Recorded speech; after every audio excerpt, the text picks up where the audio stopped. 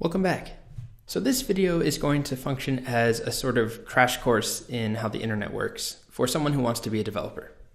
So it's meant to take you from avid internet user like me, who maybe doesn't understand a lot about how the internet works because you don't have to someone who still uses the internet all the time but understands a little bit about how it works at a high level.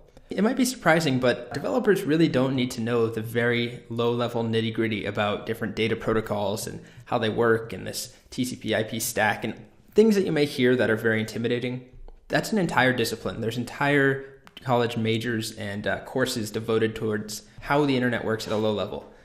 As a developer, things are abstracted away so that we only need to understand the very basics more than your typical user of the internet. But we don't have to be experts on all this very intimidating nitty-gritty stuff. So a few things we want to do here. We want to understand at a high level how the internet works. Things like HTTP, IP, domain names, URLs, what are all those? How do they work together? We want to understand the difference between front-end and back-end development. Also full stack, where does that fit in? And then we also want to be able to view the HTML on any website. So the first thing that I want to do here is actually watch a video. So the link is in the slides. It's also in the description of this video. I'm going to go ahead and open it up. Feel free to watch this on your own. I'm going to watch it in this video and just pause at a few moments, highlight a few important pieces.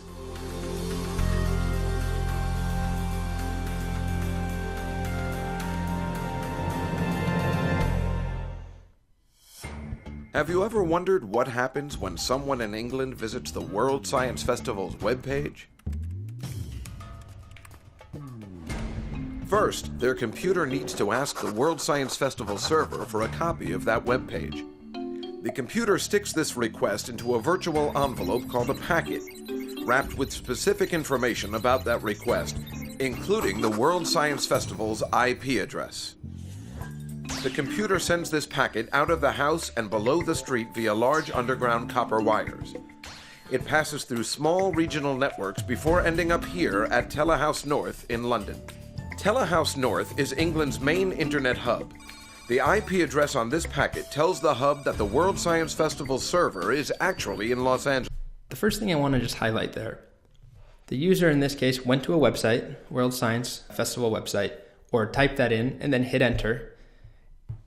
And all of this is happening before the user sees anything. The idea is that a user is asking for a website or requesting it, and that's what it's called. It's an HTTP request.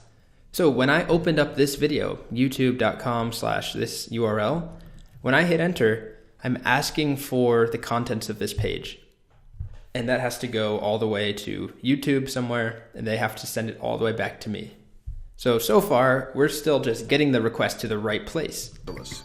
So Telehouse North sends the packet out as light across the Atlantic, over fiber optic cables buried deep beneath the ocean. The packet ends up here, 60 Hudson Street, New York City, the largest internet hub on the East Coast. This hub sends the packet through a series of regional networks connecting New York to Los Angeles, where the World Science Festival server resides.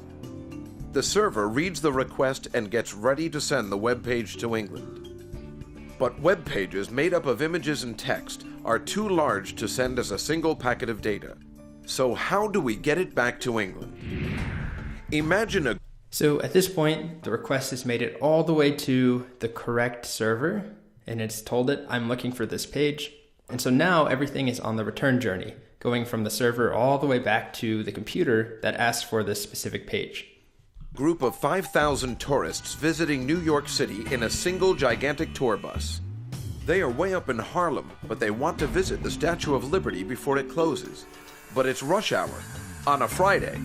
There's no way that giant bus is going to fit through those crazy congested streets. So they decide to get off the bus and spread out. Some take the subway, some take cabs, a few rent bikes, and some even take kayaks down the Hudson River. How they get there doesn't matter, as long as they get there on time.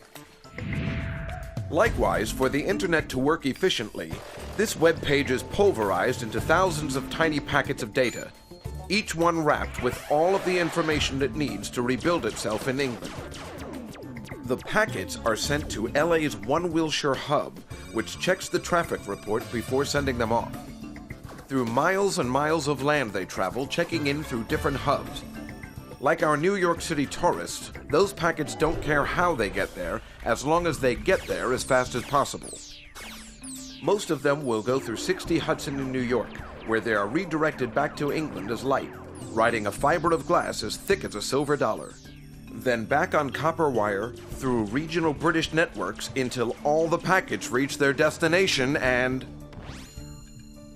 this epic journey, it all happens in about a second, along with trillions upon trillions of similar journeys that happen each and every day on this remarkable, easy to take for granted network of networks we call the Internet.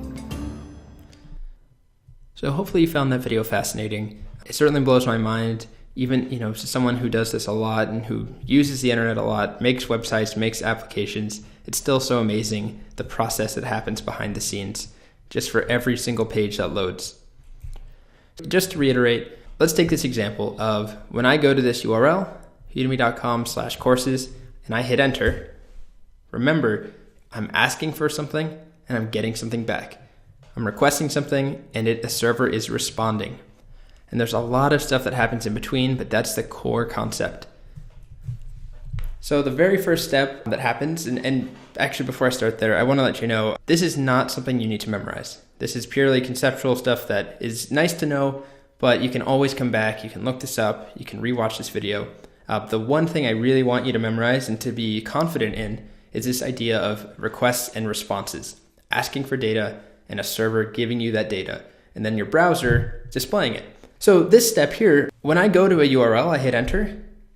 The first thing that happens is my computer needs to know the exact address to send a request to, which is just like when you send a letter, you need to have a unique address.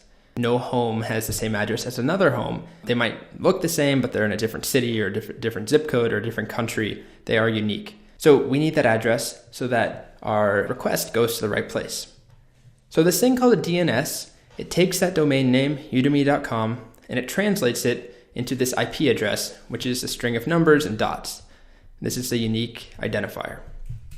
Once we have that, then we actually send a letter. It's when we actually make the request.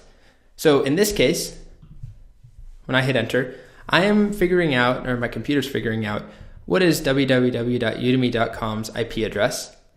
Okay, we have the IP address. Now let's send a request asking for the courses page.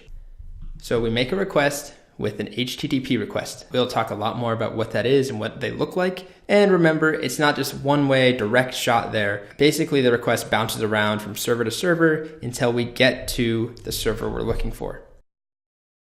So when we get to the server, the first part is that the server is going to figure out, what am I asking for? Am I asking for the home page?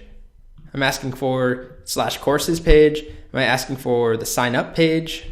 The become an instructor page? There's all sorts of different pieces here that I could be asking for, and they're all different. So the server's job is to figure out what to send back. When we do backend development, that will be your job, figuring out what content to send back. So then the server often interacts with the database, it pulls out information, and it makes a combination of HTML, JavaScript, and CSS. So then our server responds back. It sends us this combination of HTML, CSS, and JavaScript. It's a bunch of code. It's not very readable for humans. And our browser steps in and it turns it into this. It's the whole job of our browser. It takes that information and it makes it easy to understand for humans. So this process happens on every single page you visit, and you can actually see the underlying HTML and CSS on any page, and JavaScript. So there's a few ways of doing it. In Chrome, and this is why we're all using Chrome, you can go, let's go to this page here. I can right click and click View Page Source, and it opens up a new window that actually contains all of the HTML, CSS, and JavaScript that is the underlying source for this page. Same thing on YouTube, right click, View Page Source. And so this is on every single site. So there's no way to hide this. The whole job of the browser takes this and it turns it into this. So browsers are definitely complicated things. The good thing is you don't have to know how that works.